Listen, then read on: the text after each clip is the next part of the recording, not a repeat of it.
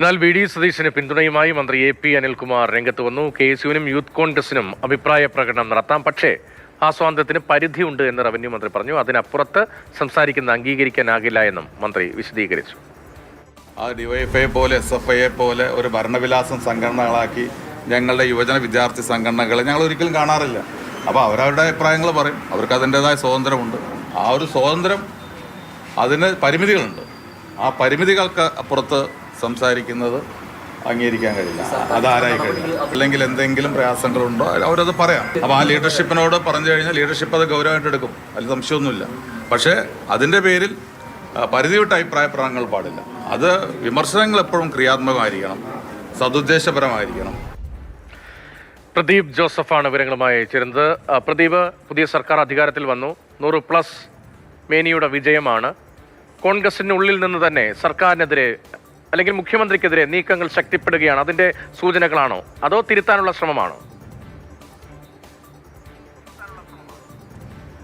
Government pleader നിയമനത്തെ ചൊല്ലി മുഖ്യമന്ത്രിയും KSUവും തമ്മിലുള്ള ഭിന്ന അഭിപ്രായത്തിൽ കൂടുതൽ പ്രതികരണങ്ങളാണ് ഇന്ന് പുറത്തു വന്നത്.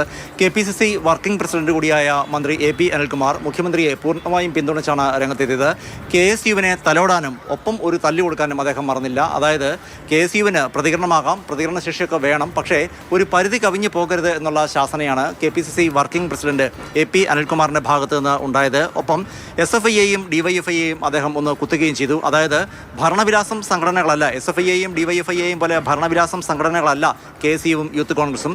പക്ഷേ അഭിപ്രായ പ്രകടനങ്ങൾക്ക് ഒരു പരിധി വേണം എന്നുള്ള ഉറച്ച വാക്കുകളും ശാസനയുമാണ് മന്ത്രി AP അനിൽകുമാറിന്റെ ഭാഗത്ത് നിന്ന് ഉണ്ടായത്. അതേസമയം KSUവിനെയും യൂത്ത് കോൺഗ്രസിനെയും ഒക്കെ പിന്തുണയ്ക്കുന്ന നിലപാടാണ് KPCC ജനറൽ സെക്രട്ടറി കൂടിയായ ദീപ്തി മേരി വർഗീസ് സ്വീകരിച്ചത്. അതായത് KSUവിലൂടെയാണ് ഇന്ന് കേരളത്തിലെ ഏതാണ്ട് എല്ലാ നേതാക്കളും തന്നെ രംഗത്തെത്തിയത് എന്നുള്ള കാര്യം ആരും മറക്കരുത് എന്നായിരുന്നു ദീപ്തി മേരിയുടെ വാക്കുകൾ. അതേസമയം യുവ MLA ആയ മാത്യു കുഴൽനാടനാവട്ടെ ഈ വിഷയത്തിൽ പരസ്യമായൊരു അഭിപ്രായ പ്രകടനത്തിന് മുതിർന്നില്ല.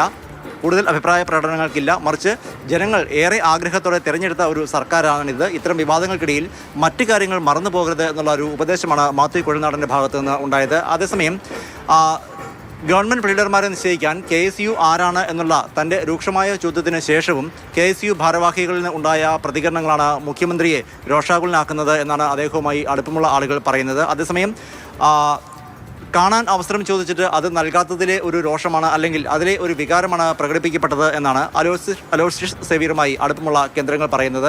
മാത്രമല്ല ഈ KSU പ്രവർത്തകരുടെ വികാരങ്ങൾ ഉൾപ്പെടെ പൂർണ്ണമായും വ്യക്തമാക്കിക്കൊണ്ടാണ് മുഖ്യമന്ത്രിക്ക് ഇത് സംബന്ധിച്ചുള്ള കത്ത് നൽകിയിരിക്കുന്നതെന്നും അലോഷ്യസുമായി ബന്ധപ്പെട്ട കേന്ദ്രങ്ങൾ പറയുന്നു. എന്തായിരുന്നാലും ഈ ഒരു വിവാദ വിഷയത്തിൽ വരും ദിവസങ്ങളിൽ കൂടുതൽ പ്രതികരണങ്ങൾക്ക് തന്നെയാണ് സാധ്യത.